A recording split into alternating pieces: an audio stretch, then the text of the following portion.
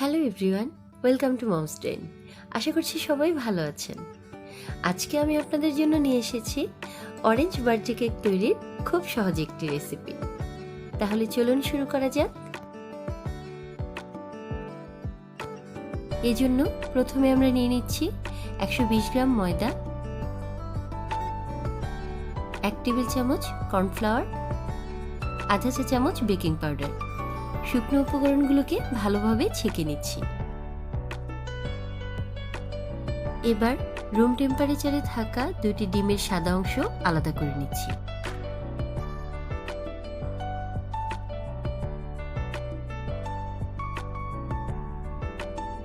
এবার এতে 4 ভাগের 1 কাপ চিনি অল্প অল্প করে মিশিয়ে বিট করে নেব।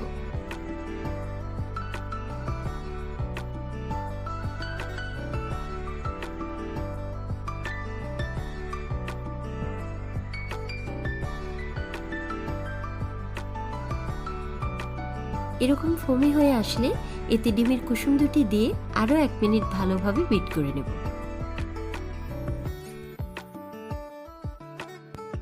খেয়াল রাখতে হবে ডিমের ফোমটা যেন ওভারবিট না হয়ে যায়। এবার এতে দিয়ে দিচ্ছি আধা চা চামচ অরেঞ্জ জেস্ট, 1 টেবিল চামচ অরেঞ্জ জুস, 3 টেবিল চামচ রান্নার তেল, আধা চা চামচ অরেঞ্জ এসেন্স, সামান্য একটু অরেঞ্জ ফুড কালার। আপনারা এর পরিবর্তে অরেঞ্জ ইমালশনও ব্যবহার করতে পারেন। সবকিছু আমরা 30 সেকেন্ড বিট করে নেব। শুকনো উপকরণগুলোকে এবার অল্প অল্প করে ডিমের ফোমের সাথে মিশিয়ে নিতে হবে।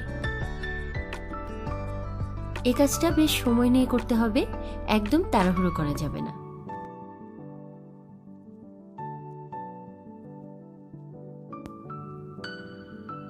একটি 6 ইঞ্চির মোল্ডে তেল ব্রাশ করে এতে বেকিং পেপার দিয়ে দেব।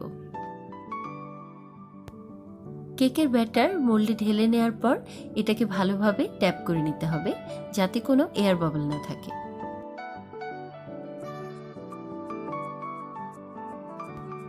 এবার 10 মিনিট প্রিহিট করে রাখা প্যানে মোল্ডটিকে বসিয়ে দিয়ে প্রথম 5 মিনিট মিডিয়াম আঁচে এবং পরবর্তী 40 মিনিট একেবারে লো আঁচে কেকটাকে বেক করে নেব। কেকটা হয়ে গিয়েছে। এবার এটাকে পুরোপুরি ঠান্ডা করে 2টা স্লাইস করে নিচ্ছি।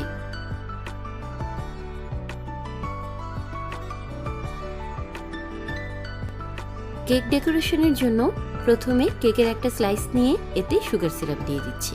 এই সুগার সিরাপটা আমি আধা কাপ পানির সাথে 4 টেবিল চামচ চিনি মিশিয়ে তৈরি করেছি। এবার এর উপর হুইপ ক্রিমের লেয়ার দিয়ে দিচ্ছি। এই কেকের জন্য আমি 1 কাপ হুইপ ক্রিম নিয়েছি। হুইপ ক্রিমের রেসিপি লিংকটি ডেসক্রিপশনে দেওয়া আছে, আপনারা দেখে নিতে পারেন। এবার সেকেন্ড স্লাইসটা দিয়ে দিচ্ছি। এরপর এতে আবারও সুগার সিরাপ এবং হুইপ ক্রিম দিয়ে কেকের ক্রাম কোট তৈরি করে নেব এবং 20 মিনিটের জন্য এটিকে ফ্রিজে রেখে দেব।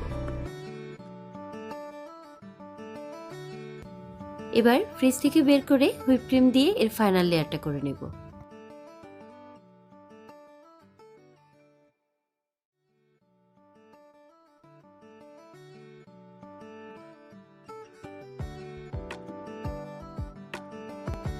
অরেঞ্জ গ্লেজ তৈরির জন্য এবার আমরা একটি প্যানে 1 কাপ অরেঞ্জ জুস নিয়ে নিচ্ছি। এতে দিয়ে দিচ্ছি হাফ কাপ চিনি এবং সামান্য একটু ফুড কালার।